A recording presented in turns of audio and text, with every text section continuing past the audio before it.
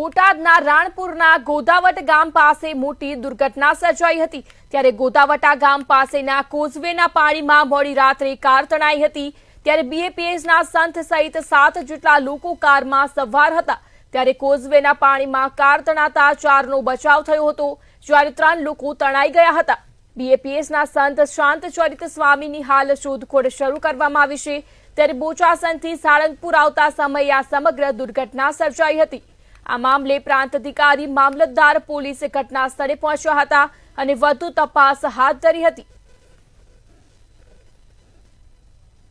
આ કોઝોને લઈને સાળંગપુર જવા અને ગામ લોકોને બધાને બહુ તકલીફ પડે છે। આ કોઝો મેં 2023 માં માર્ગ મકાન વિભાગમાં ઠરાવ કરેલો છે ગ્રામ પંચાયતનો, અને પછી સુધી હજુ કોઈ આમાં કાંઈ ખરેખર ઊંચો પુલ બનાવવાની જરૂર છે। હા, ઊંચો પુલ બનાવવાની જરૂર છે। કોઝોમાં તો આ ઘણીવાર અવારનવાર જ બનતું હતું, પણ આ હું જયારે ફોન આવ્યો ને ભાઈ મુન્નાભાઈ ખાંભડા, તે હું એ વખતે હવાઈ ઘેર આવી ગયો, ગાડી અંદર વહી ગઈ।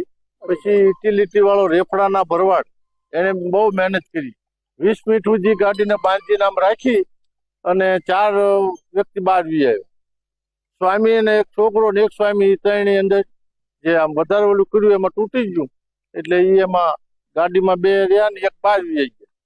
આ 3 જણા એમાં 2 મરી ગયા ને, એટલે અને 1 લાપતા છે। કાલે રાત્રે લગભગ 12 વાગ્યાના સુમારે એક અર્ટિકા કાર કે જેની અંદર 7 ચાલક હતા, એમને જે ગોદાવટાનો કોઝવે છે એમાં પાણીનો ખૂબ જ રશ હોવા છતાં એને પાર કરવાની કોશિશ કરતો ગાડી તણાવી હતી। તેમાંથી 4 લોકો એ વખતે નીકળીને બચી ગયા હતા અને 3 લોકો ગાડી સાથે તણાઈ જતા ફસાઈ ગયા હતા, જેમાંથી 2 લોકોના બોડી મળેલી છે અને એને પોસ્ટમોર્ટમ માટે મોકલી દીધેલી છે, અને એક વ્યક્તિ છે એ લાપતા છે। એના માટે એનડીઆરએફની ટીમ આવેલી છે।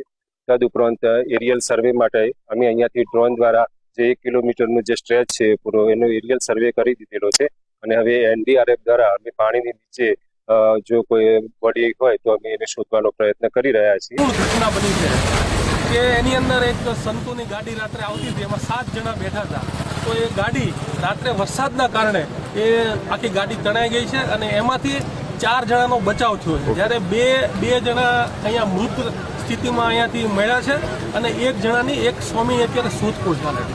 ખૂબ જ કરુણ ઘટના છે। ગુજરાતની અંદર અવારનવાર આવી ઘટનાઓ બને છે, પણ આ જે આંધળી સરકાર છે એ લોકોના મૃત્યુની જે આવું થાય છે એની સામે કોઈ ધ્યાન આપતી નથી।